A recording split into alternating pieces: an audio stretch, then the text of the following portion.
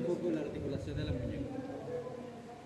¿Han hecho la clase anterior antebrazo? Sí. ¿Con quién estuvieron? La que han hecho al menos la parte de osteología la deben de haber hecho. Muy bien. Nombre. ¿Qué tipo de hueso es? Hueso largo. ¿Cuál es la parte más proximal del radio? La cabeza del radio. Muy bien. Exacto. El nombre es la cabeza. ¿Cómo se llama esa estructura? Tu velocidad del radio. Velocidad radio. ¿Para qué sirve? Para insertarse el ligamento. Ya que mencionas el... ¿Qué tipo de acción tiene el bíceps? La flexión, principalmente. Muy bien, pero esa es la parte proximal. Hoy nos importa la parte. Si saben, lo que va a articular de por sí la mano con la muñeca no es el cúbito, ¿no? El cúbito, su principal articulación va a ser en el codo, en el cual el radio termina siendo accesorio, porque el radio nos ayuda más bien a coronar. Pero a nivel de la muñeca, lo que nos va a importar va a ser la parte distal del radio y por ahí su participación con la parte distal del cúbito. En el radio vamos a encontrar esta escotadura. ¿Cómo se llama esta escotadura? Escotadura ulnar, está bien. O escotadura cubital, porque el cúbito ya recibe esos dos nombres. Cúbito Articular al ¿cómo podemos saber de qué lado es este hueso? Coméntame, ¿de qué lado es? Por la posición es lateral, hacia posterior, va a tener dos caras, entonces, eso sí, La tuberosidad hacia dónde va. la tuberosidad se medía. Entonces el lateral, radial y en posición anatómica cumple con el lado Derecho. ¿Y hace de qué lado es? Va por el entonces, A ver, ¿cómo se llama? este, ¿Y cómo este es se el llama olecano, esto? olecano ¿Y esto? coronalis. Apófisis. Coronalis. Y este es la escotadura radial, con la que se le cura con la- ¿Y la escotadura radial es lateral o medial? Ah, no, lateral, para que se le cure con Para que la- se articule. Correcto, lateral. Ese es izquierdo. ¿Y la apófisis estiloides es? Es medial. Medial. Sí, estamos de acuerdo. ¿Eso se cumple aquí desde el lado? Izquierdo. Izquierdo, muy bien. ¿Con cuántos huesos se va a articular el radio? ¿Cuáles son? Entonces ahí tendríamos que entrar a contar. Y cuando vamos a hablar de la mano, vamos a tener dos filas de 4, que son los huesos metacarpianos, luego huesos carpianos, luego una fila de 5 carpianos y finalmente 14 falanges. ¿Por qué 14 falanges si tengo 5 dedos? El pulgar tiene dos. ¿Cuál falange le falta al pulgar? Media. media. Muy bien. Entonces empecemos. Si empezamos en orden, siempre empezamos a contar desde la parte pulgar. Vamos a tener una fila. En realidad es una fila de 3 dedos porque el cuarto va a estar montado sobre el tercero y luego una fila de 2. La maqueta no ayuda si me va a interesar.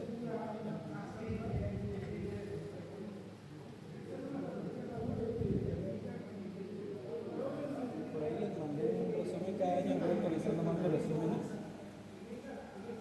Y hoy día no lo hago. Tenemos un miembro superior derecho y como vemos el radio tiene la articulación con dos huesos sellos, el escafoides y el semilunar. Esto que está acá es una radiografía ya. Como ustedes ya vieron los planos, ¿alguien me puede decir qué plano me está mostrando esta radiografía? Plano coronal. Les cuento. La han tomado así, de acá para acá. Si fuera una radiografía de tórax, yo le haría que fuera un plano coronal. Pero en el caso de la mano, le está haciendo un corte axial. Sino que acá yo he volteado la imagen. ¿Por qué la he volteado? Con la única intención de que quiero que vean esto. Este es el escafoides. El escafoides. Al final está el pisiforme. Pero el pisiforme no está en esta línea. Como lo ven, resalta. ¿Por qué? Porque el pisiforme está montado sobre el piramidal. Y eso era lo que les comentaba, que hay un hueso que está montado. Y eso va a permitir de que venga una fila y haya una elevación, que va a ser parte justamente de lo que va a diferenciar luego la región tenar de la... Muy bien, entonces en orden creo que no sabemos los nombres de los huesos, ¿no? Escafoides, semilunar, pisiforme, trapecio, trapezoide, hueso grande. Ganchoso. El más fácil de reconocer de todos ellos, porque la verdad es difícil, es el que tiene un gancho. Por eso he ido y los explico. Luego cuando vemos un escafoides, supuestamente le da una forma de un barco, en el griego naviculus, por eso le damos hueso navicular, con lo cual va a llamar la atención de que tiene una cintura, la escotabura escafoides. No encontré ella. Luego vienen los huesos carpianos. En los huesos carpianos vamos a tener, metacarpianos, vamos a tener 5, cada uno para una respectiva falange. Así. Mejor la bajo ya. Ya le cambiamos 2 veces la pantalla. A ver, agárralos.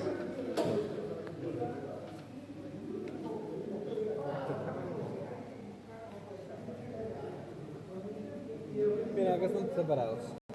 Como ven, el piramidal tiene una carilla articular hacia la parte más superior, que es justamente para que pueda encajar el pisiforme. El hueso más grande y que está en el centro de la mano, ¿cuál es? El grande. Grande, ¿no? Por eso se llama el hueso más grande, es el hueso grande. Es el primero que se va a osificar cuando uno pasa de la niñez y va creciendo. Luego de los huesos metacarpianos, solo va a haber uno, y parece que me chunto, que va a tener una apófisis estiloides bien marcada. El tercero. El tercero tiene apófisis Y esteroides. por eso fue lo busqué. Claro. Si comparan luego, Dorsolateral. los otros, no. Y el más pequeño de los metacarpianos, ¿cuál va a ser? El del primer dedo. El primero más pulgar. ancho y más cerrado.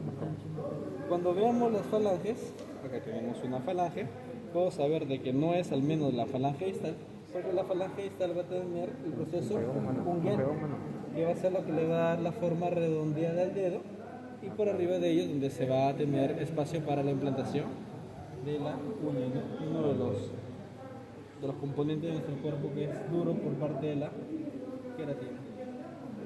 ¿Qué datos había apuntado? Por aquí hay datitos que siempre apunto. El primer metacarpiano es el más pequeño y es el más ancho, que corresponde al pulgar.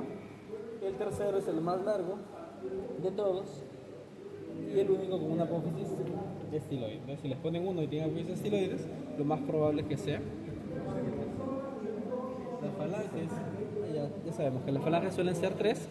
Como tenemos 5 dedos, deberían ser 15, pero el problema es que el pulgar no tiene falange media, solo tiene falange proximal y falange distal.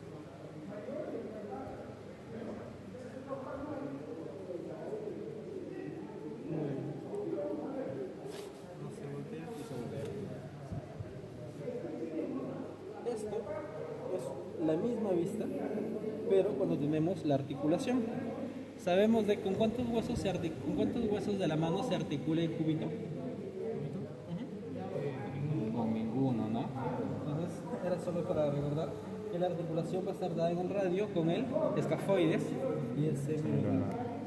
Y aquí vemos que la carilla articular, principalmente la del radio, lo que tiene, mientras que si bien el cúbito hace una cápsula, no hay un contacto directo. ¿Sí? Recuerden que la principal articulación del cúbito era a nivel del codo con el olecranon y el húmero, y el radio tenía justamente esa escotadura para poder hacer este movimiento, ¿no?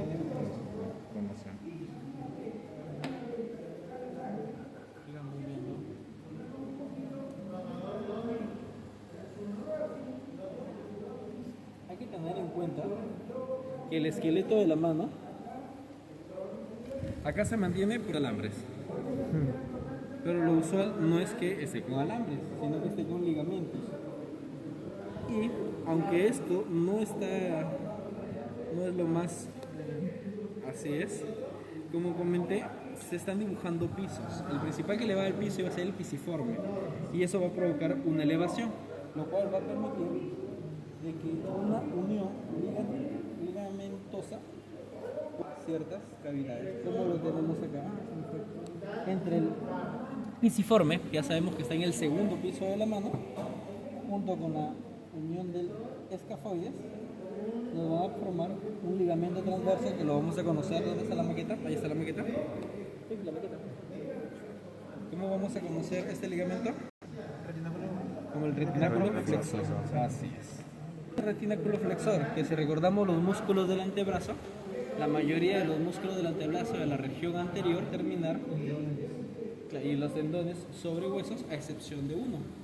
Hay un músculo de la región anterior, sobre todo de los músculos superficiales, que no iba a terminar en un hueso, sino sobre este mismo. Ahí el palmar largo. Palmar largo, también llamado ¿Qué es vestigial?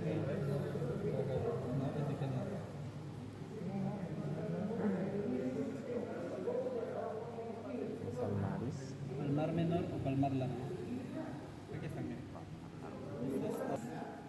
Aquí tengo. Y es este va a ser.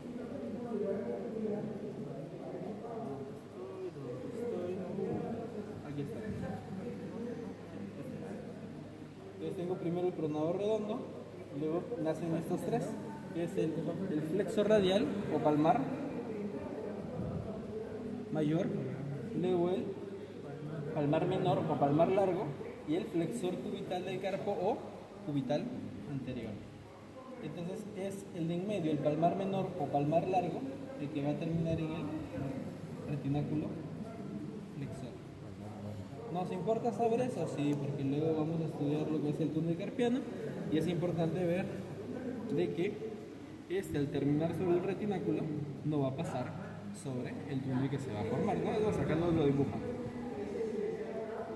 Luego, si acá tuviéramos el dibujo anatómico correcto, tendríamos que al nivel del flexo radial del carpo, al costado más lateral, pasaría lo que es la arteria radial. Es más, una forma de ubicar nosotros el pulso radial es que ubiquemos el tendón del flexor radial y al costado inmediatamente va a estar el pulso, ¿no? Como que ahí ocurre. ¿Qué más hay por acá? Los músculos de la mano. Los músculos, por si acaso, no es un secreto. Yo, aparte de lo que se puede leer en los compendios, porque me toca leer compendios, me gusta ver videos de anatomía y me robo las imágenes. Y me gustan estas clasificaciones. De los músculos de las manos, lo vamos a clasificar en la región de la eminencia tenar, que va a ser prácticamente la elevación del dedo pulgar. Y luego la eminencia, que va a ser la elevación del dedo meñique, siendo que estos tres van a dibujar la concavidad. Entonces, la eminencia tenar va a estar formada por ¿cuántos músculos? Por cuatro. Aductor. Si vamos a hablar de abductor o abductor para resonar la diferencia, hay que recordar la primera clase de anatomía. ¿Qué es la abducción? Es alejar una parte del cuerpo de la línea media. ¿Y los movimientos sobre qué plano lo hacen? Sobre el plano. Sobre el plano coronal. Así es, ¿no? Por ejemplo, si hago una abducción del brazo, en el plano coronal me desplazo. Muy bien. Entonces, si hablamos de la mano, ya no podemos hablar específicamente del plano coronal. ¿Por qué? Porque estamos en una posición diferente. Sin embargo, y tampoco de separarlo del cuerpo, porque estaríamos hablando de movimientos de brazo y antebrazo. Acá vamos a referirnos a la abducción como a la separación de los dedos de la línea media de lo que sería la mano. Y cuando hablemos de aducción, de juntar. Si hablamos propiamente del pulgar, va a ser un movimiento de abducción y aducción. Siendo que hay otros movimientos como es esto, que es la oposición, ¿no?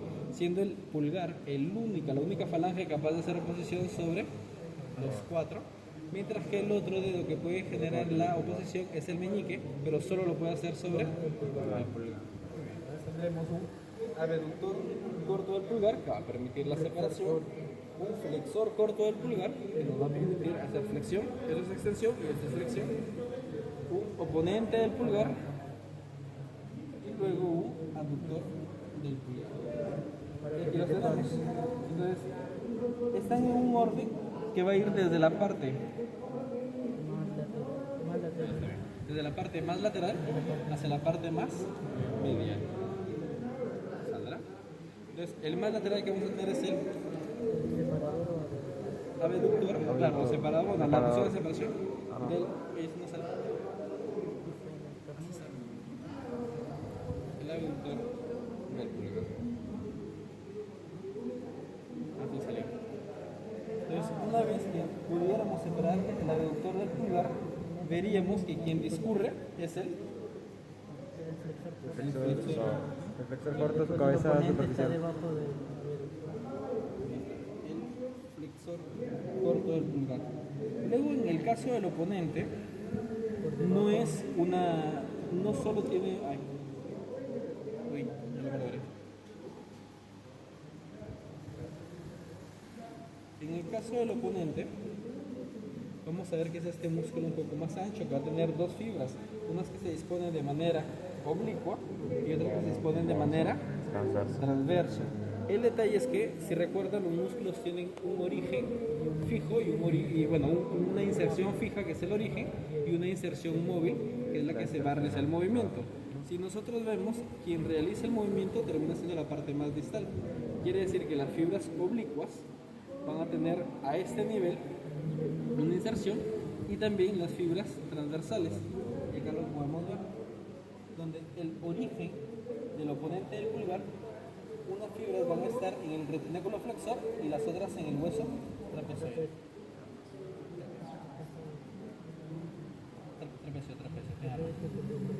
Y la inserción va a estar sobre el primer metacarpiano, que va a ser el que pueda hacer los movimientos. Entonces, nosotros, hay una línea que se llama la línea de Kaplan, que es la prolongación del pulgar. Prácticamente nos dice cuál es el nivel de los huesos carpianos y dónde estarían empezando los metacarpianos. Es una incisión para la cirugía. Y finalmente, miren, no nos dejaron engañar, lo que les estaba hablando de las dos torsiones era el aductor. El oponente es el que está por debajo del abductor. Ya, se dejaron engañar. ¿Por qué se dejan engañar? ¿Ya ven? Entonces, ¿quién tiene dos porciones? El flexor corto, bueno, y el abductor también. Claro, el flexor también. Flexor corto. Aductor y Tanto flexor. el flexor corto, El flexor corto como el aductor. Flexor son dos superficial y músculos que tienen profunda. dos porciones. Claro. Mientras el aductor son por las fibras en Claro, diferente una transversal y una disposición. oblicua. El flexor El corto va a flexor tener superficial. una, claro, superficial y más lateral, y una más profunda y más mediana. Segundo, entonces tendríamos que ver la región hipotenar. ¿Cuántos músculos se van a escribir aquí de por sí? Son tres, pero de adorno simplemente un cuarto, que ni siquiera lo he dibujado, no he puesto, porque es algo inconstante. Se supone que cuando disecas la mano, encuentras un músculo, se llama palmar brevis, pero es inconstante en todas las personas y más ayudaría a la amortiguación del paso de estructuras vasculares y nerviosas. Entonces, los tres que vamos a encontrar va a ser el abductor del meñique, oponente y flexor. Como en la parte anterior, siempre va a ser o abducción o flexión. Por eso es que no encontramos por acá ningún extensor. Entonces lo vamos a encontrar en la parte dorsal. Así es. Y por acá vamos a tener los diferentes dibujillos. Igual, están en orden desde la forma más medial y superficial hacia la parte más lateral. Entonces, el más la medial que vamos a tener, si viéramos la mano, el más externo va a ser el abductor. Luego vamos a tener en segundo lugar el flexor, y el oponente va a ser el último y el más profundo. Entonces, si acá viéramos, el primero, ¿cuál va a ser? El abductor. El abductor y el... Y acá, bueno, se supone que están las dos fibras, no ayuda, pero el más profundo siempre termina siendo él. El oponente.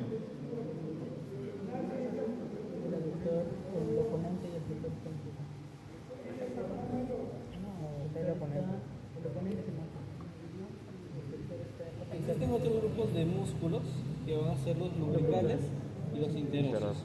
¿En qué se diferencian? Bueno, lo más fácil es decir que interóseos son músculos que van a ir de hueso a hueso. Y de hueso, o sea, si hay diáfisis es porque hablamos de huesos. Mientras que si hablamos de los lumbricales, van a nacer en tendones Tendones de los y van a unir con huesos. ¿Cuál va a ser la función de los lumbricales? ¿Cuál va a ser la función de los lumbricales? Flexión de la metacarpofalágica. En el caso de, no, bueno, de los lumbricales. Sí, y claro, de lumbricales. las interfalanges. Porque al final tienen con el capuchón y también con la... Claro, es más, si lo ven acá, incluso viene a ser parte de la... De la expansión del Por eso extensor. estabiliza la flexión extensión. Capuchas dorsales. ¿Qué es lo interesante? Que muchos de ellos incluso forman parte de lo que sería la base de la mano. No sé si es que en algún momento, no creo que todavía hayan visto heridas en hospital, suturas. Estas zonas, si bien son ricamente vascularizadas, porque cada falange tiene hasta 4 vasos, los diámetros son pequeños y al punto de que las personas pueden llegar, pero llegan ahí con su objeto incrustado y sin embargo pueden aún movilizar la mano, el sangrado no puede ser mayor, porque justamente al atravesar es como que están cortando carne pura, ¿no? Músculo puro. Entonces, ¿cuántos músculos lumbricales van a ser? 4. ¿Dónde se van? ¿Por qué no tenemos Dos un laterales, lumbrical en dos... el... Escuchen. ¿Cuál es el único que no va a tener un músculo lumbrical? El pulgar. A diferencia de los interóseos, que sí van a estar y sí van a incluir... Claro, es que hay palmares y dorsales. Pero solo en la parte dorsal. Claro, en la parte dorsal. ¿Y cuál va a ser la función de los interóseos? Va a depender.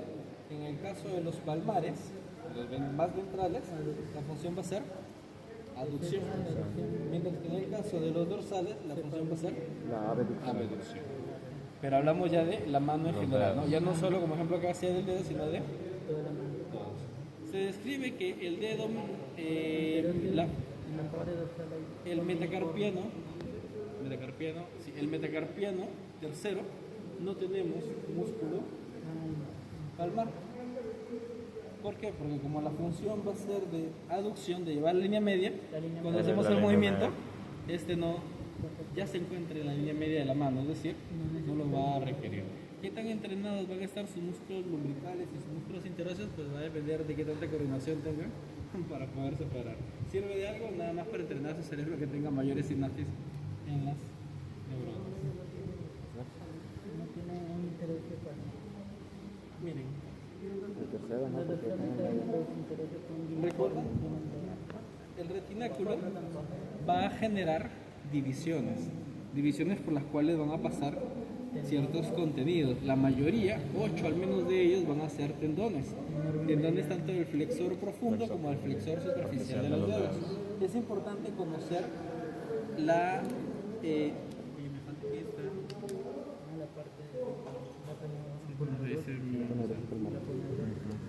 ¿cómo se llama esta? Aponeurosis. El palmar, ¿no? palmar, ¿no? Sergio. Palmar. Una vez que la disecamos, Ahí queda el retináculo flexor. Espera, Cuando no. hagamos un corte, No, te preguntaba. Vamos a poder ver el túnel carpiano. me gusta. Ah, claro.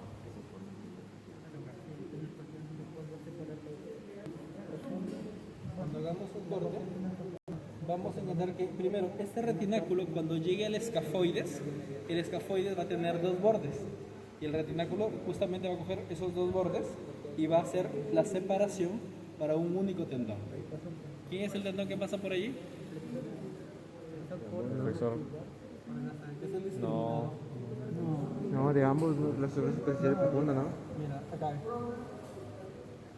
Más radial. se dispuja y separa uno. ¿Para quién? Para el flexor radial del carpo. ¿Cuál es el flexor radial del carpo? El palmar mayor. El palmar mayor. El palmar largo es sinónimo del palmar menor. Y el palmar menor, si pasa o no pasa por el túnel carpiano. No. No, ¿Por qué? Claro, era para- parte de la inserción sobre el retináculo. ¿Cuál va a ser el contenido del túnel carpiano entonces? El túnel carpiano, miren que está este dibujito. Los Vamos a 4 tener tendones y 4 el nervio tendones del mediano. flexor profundo. ¿Por qué son 4 si son 5 falanges? Porque el pulgar El tiene pulgar todo. tiene su propio flexor superficial y flexor profundo, ¿no? Entonces aquí hablamos del flexor común profundo de los dedos y esos se van a discurrir en una forma continua. Entonces cuando veamos un corte, veamos los 4 tendoncitos aquí abajo, Tiene tu propia vaina. 1, 2, 3, 4, van a corresponder a los flexores profundos. ¿Por qué les he hecho aquí un dibujito de hombre araña? Claro. Porque cuando vea el flexor superficial de los dedos, Más- por más hacia arriba va a pasar el del anular y el del medio, y por debajo va a ir el meñique y el índice. Y finalmente vamos a tener dos estructuras más, el flexor largo del pulgar y el nervio mediano. Entonces, ¿cuántas estructuras contiene el túnel carpiano? 9. 10. Los 4 tendones, el flexor profundo de los, común de los dedos, los 4 del flexor común superficial de los dedos, el nervio mediano y el flexor largo del pulgar. ¿Quién es discriminado? El palmar mayor, que tiene su propia, y el palmar menor, ¿era? Palmar largo, palmar largo. Ya, palmar menor o palmar largo son sinónimos. Llega a retinacolo. ¿Dónde está el palmar largo? ¿Por dónde pasa? ¿Por dónde, déjalo. ¿Por dónde pasa? Por encima del retináculo de... Se inserta en el retináculo, ¿no? Es el único de los palmares que no iba a tener una inserción fija. Por aquí les dejo algo que a veces al doctor le gustaba preguntar, seguro lo mencionaba en clase, que son los Nervio radial. Así es. Entonces, cuando el daño es Fractura sobre del diáfisis. sobre el radial, tenemos. Mano péndulo. Así es. Ustedes tratan de ver al paciente y le cuesta trabajo poder supinar, por eso lo escribimos con mano caída. Sin embargo, si la lesión va a ser sobre el nervio mediano, tenemos una afectación sobre todo en la región cubital. Por eso que suele ser el meñique y el anular los principalmente comprometidos, incluso algo del medio, ¿no? Y luego lo que es la mano en garra, ahí sí el compromiso es meramente anular y meñique, y sería del nervio ulnar o cubital. ¿Se acuerdan de los 20 músculos del antebrazo? Los que llegan a la mano que son 8. Palmar 9. 8 anteriores, 12 posteriores, Así es, de los 8 anteriores se dividen en 5 superficiales. y 3 Acabos profundos. profundos.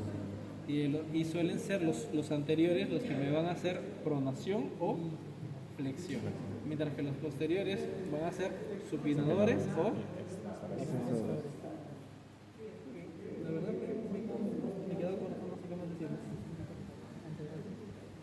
Hablemos un poco de la parte clínica. ¿Qué les va a servir conocer la anatomía de la mano?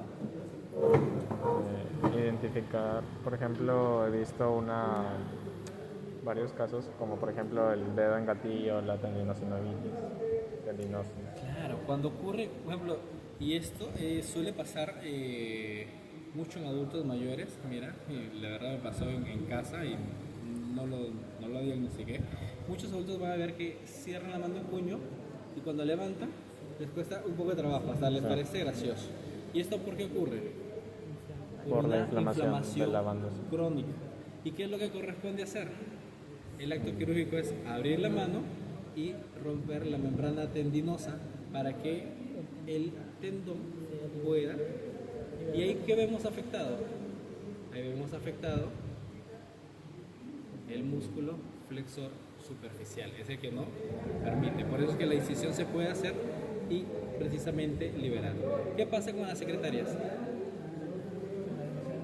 O los streamers también. El síndrome del túnel carpiano. En el túnel carpiano incluso es un poco más complicado, porque como ven, la estructura del retináculo no es superficial, lo más superficial que tenemos es la poneurosis de la mano. O sea, sí es también un acto de cirugía, pero ya corresponde al área de traumatología, subespecialidad en mano, no. Cirugía plástica no, traumatología en cirugía de mano. La cirugía plástica tiene dos áreas, que es la cirugía plástica estética y la cirugía reconstructiva. ¿En qué se diferencia? La plástica pone cosas meramente estéticas y la reconstructiva funcional. Por ejemplo, siguiendo por lo que ustedes conocen, hay gente que nace con microtia, orejitas chiquitas. ¿Qué hace la cirugía reconstructiva? Te saca el cartílago de acá y te hace la forma de una nueva orejita. En 2 o 3 cirugías terminas con una oreja muy parecida a la que tienes. ¿Qué más puede pasar? Te rompe la quijada, así que se puede sacar parte de tu hueso coxal y tratar de hacerlo. El fin de la cirugía primero es funcional y después es estético. A menos que sea cirugía de belleza en el cual no importa si es que usas o no usas la parte del cuerpo, termina siendo estético. Pero ¿qué más? Ustedes han visto que se agarró para la doctora. ¿Cómo mide la edad en los niños? ¿Cómo sé si un niño todavía puede crecer? Recuerdo que yo fui parte de esos experimentos. Terminé el colegio con 1,42 m, creo. Secundaria. Te mide la edad ósea. Entonces, para ver parte de la edad ósea, ven qué tan cansados tus huesos. ¿Por qué? Porque mientras aún no estén calcificados, el hueso puede crecer. Cuando la diáfisis ya se une con las epífisis, es porque ya no hay un área de crecimiento. Entonces, recuerden que cuando hagan una radiografía, lo primero que tendrían que ver que sí o sí está calcificado va a ser ese que no le falta, solo para nosotros, porque ya no hay nadie, para que no estén sudando tanto. Así es.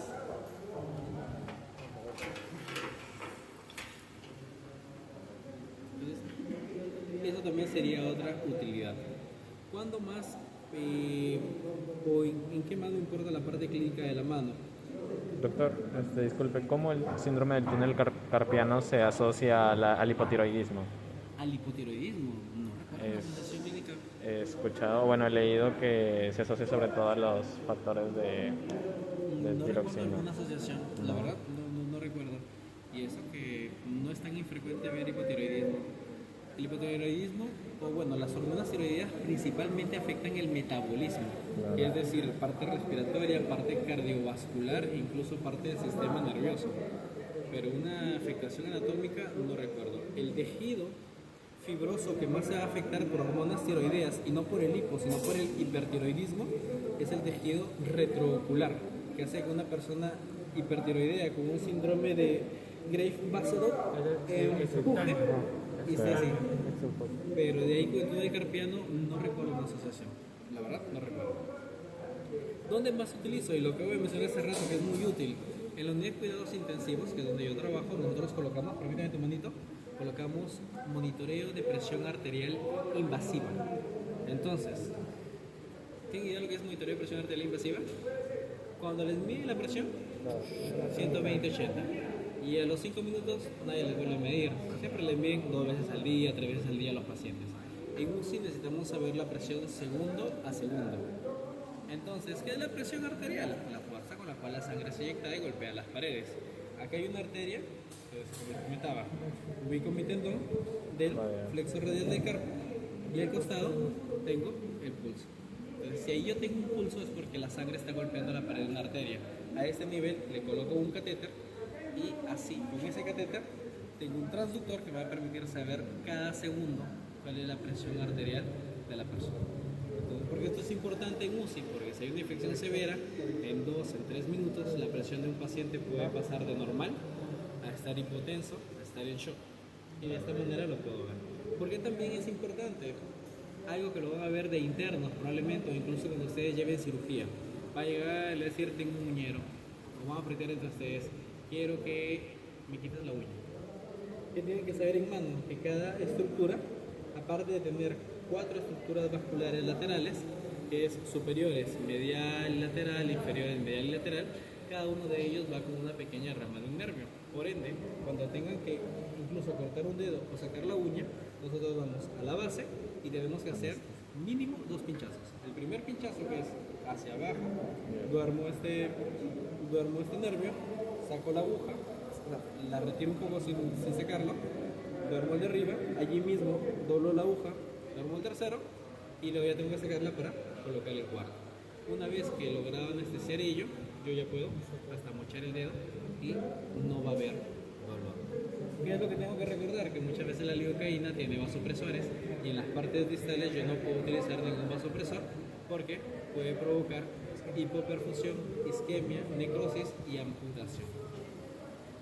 ¿Por qué más es importante la mano? ¿Qué es lo que nos diferencia de los primates? Justamente eso, la evolución nos ha permitido hacer el movimiento de oposición.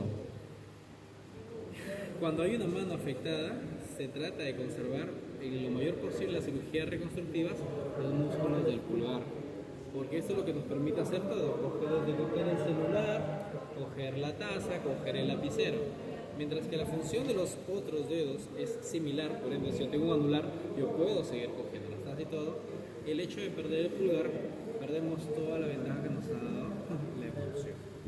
Ahora, si se amputa una extremidad, ¿se puede o no se puede volver a unir? Depende.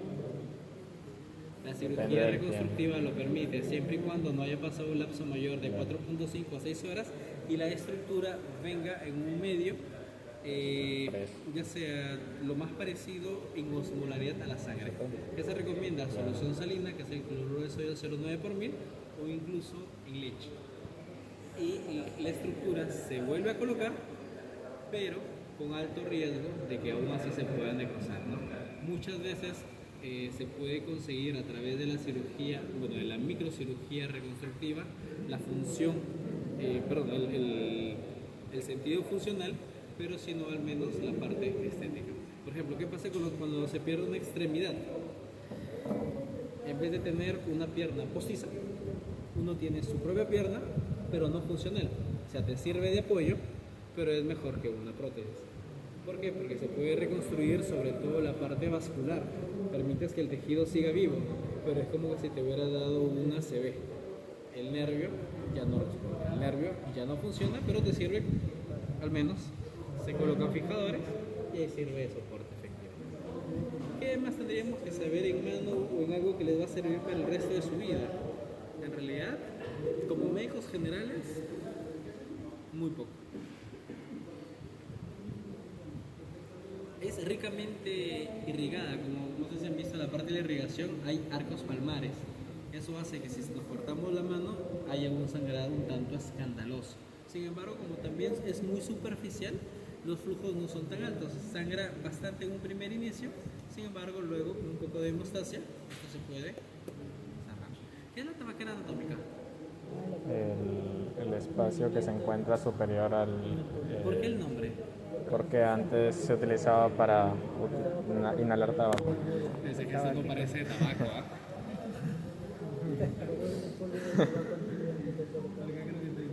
¿Cuáles van a ser los límites de la tabaquera anatómica? El límite lateral, el aductor largo, aductor del pulgar largo. y el extensor corto del pulgar. El límite medial, el extensor largo del pulgar, y el límite superior, la apófisis estiroides del radio.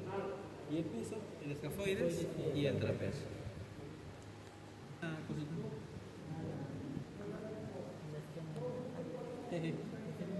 Entonces, los dos tendones tienen el margen lateral. ¿Quién esos dos tendones? El aductor. Porque estamos de acuerdo que esto es lo que se conoce como tabaquera anatómica, ¿verdad? Claro. Entonces, el límite lateral estaba formada por dos. ¿Cuáles eran los dos? El El extensor y el corto y aductor. el aductor largo. Extensor corto, abductor largo. Yo no sé. Abductor largo y extensor corto. Abductor largo y extensor corto. El límite medial. El aductor largo. No, extensor. El extensor largo del pulgar. Yo solo me sé el piso, que es el escafoides y el trapecio, ¿no? ¿Cómo sé que es el escafoides y el trapecio? Bueno, igual, porque son, si vemos, es la longitud más larga y lateral. La primera fila siempre era el escafoides y en la segunda línea el trapecio. Es por ello que ellos son las partes del piso. Muy bien, hagamos pequeñas preguntas para seguir con la evaluación. Y creo que todos van a responder. Doctor, también vi que había un signo para identificar la perfusión vascular. Ah, Allen. Test de Allen. Claro. ¿Saben qué es el test de Allen? Incluso ahora hay algo mejor. El test, ahorita les comento, no me acuerdo el nombre exacto, no sé si es Allen modificado, pero les voy a explicar por qué. Mano 50, mano 50. Muy bien. Si quieren ustedes también, ¿eh? Entonces, usualmente el arco palmar va a estar. ¿Quiénes son sus afluentes? La arteria radial y la arteria cubital. Entonces, la ventaja que tiene la mano. La ventaja que tiene la mano es que al ser un arco, cualquiera de las dos arterias puede suplir la irrigación. Entonces, yo cuando les comento que coloco una línea arterial, me preocupo porque la coagulación tiene una fase que se llama miogénica. ¿En qué es la fase miogénica? Las arterias tienen musculatura lisa, que una vez que detecta una laceración, van a hacer vasoconstricción, se van a cerrar. Entonces, imagínense que yo soy mi malo, lo pincho, no encuentro la arteria se cierra, me disminuye el flujo. Y si por algún detalle él tenía alguna malformación o alguna enfermedad o algún simplemente antecedente quirúrgico que le dificultaba la irrigación, por acá no llega sangre, por acá tampoco, y le van a terminar echando la mano por mi culpa. Entonces, ¿qué hacemos? Verificamos qué tan buena es la perfusión. Haz puño, bastante puño, y yo presiono mi arteria radial y mi arteria cubital. Abre. Y con la mano pálida libero uno. Y miren, en un lapso de 3 a 5 segundos, toda la mano se puso de color rosada. Y evalué la arteria radial. Ahora tengo que evaluar la arteria cubital. De nuevo, cierra, fuerte.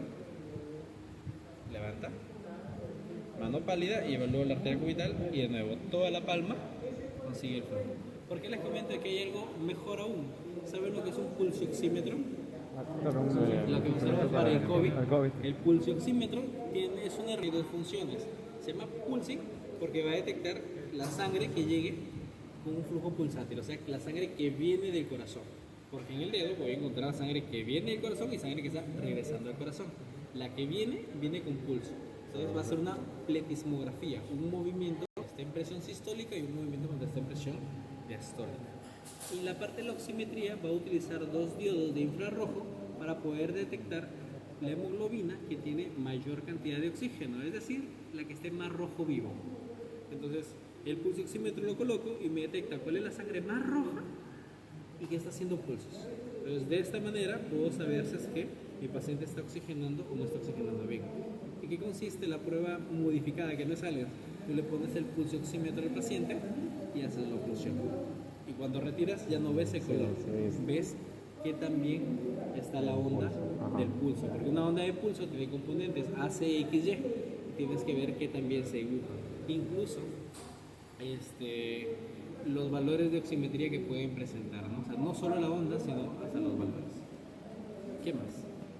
Algo que hayan visto más de mano, algo por ahí que les llama la atención.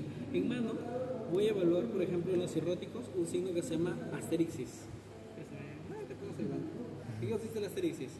Yo, un paciente cirrótico descompensado, extiende la mano, le hago que levante la mano y cuando baje, él va a regresar de nuevo.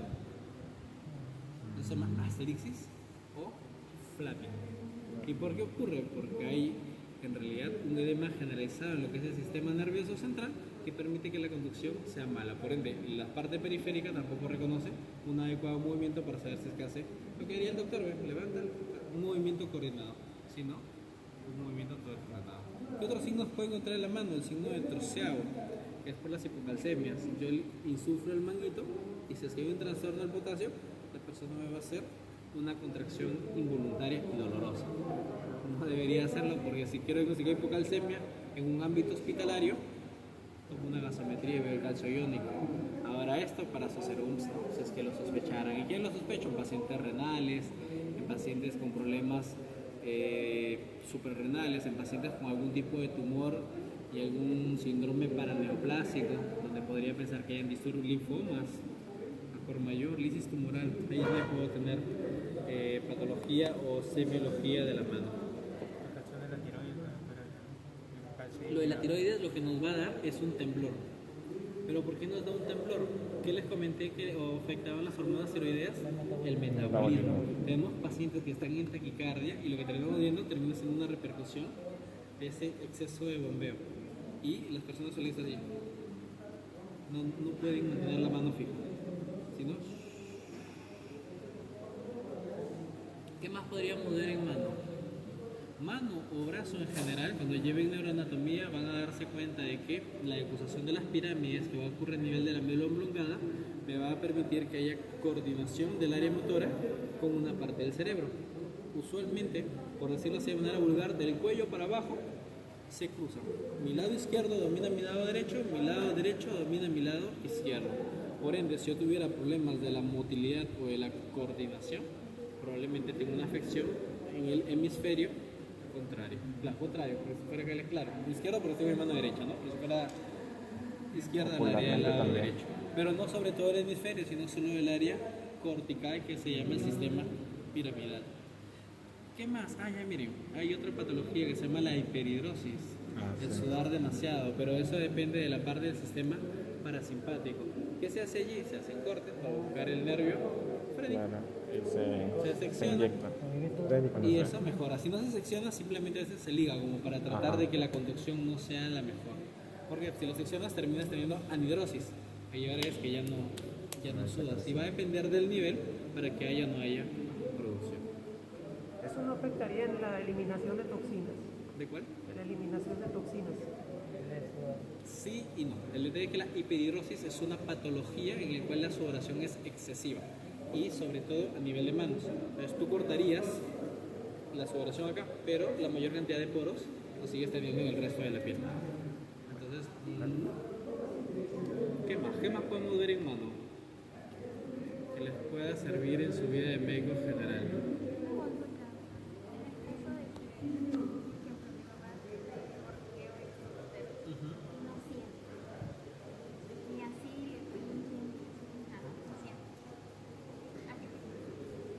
Pues, en el caso del dolor, ahí tendríamos que evaluar los dermatólogos.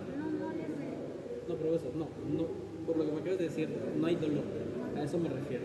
Si es que no hay dolor, si no hay dolor y hay hormigueo, lo más probable es que venga del nervio periférico, incluso de algo a nivel medular, C6, ya que se está C7. comprometiendo, ya que se está Los dermatomas. ya que se está comprometiendo tanto la parte posterior sensitiva como la parte dermatomas. anterior, que es la sensitiva.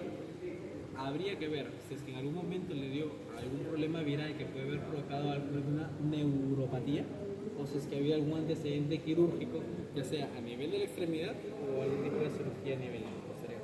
Porque no es normal, si tú me hablas de estos dos, más hablo de esto es territorio del nervio radial, pero sí puede movilizar todo. Es raro. Entonces el compromiso solo sería posterior. ¿No he escuchado algo? Esto no es frecuente eso en pacientes diabéticos. ¿No es diabética tu mami? En diabéticos es muy frecuente el que no haya dolor y sí función motora. Por eso me salió un poquito el tema, no lo sé, respondiéndote, pero ¿por qué es frecuente en los diabéticos? La neuropatía quita el dolor, no la función motora y se viene el pie diabético. ¿No has escuchado qué es el pie diabético?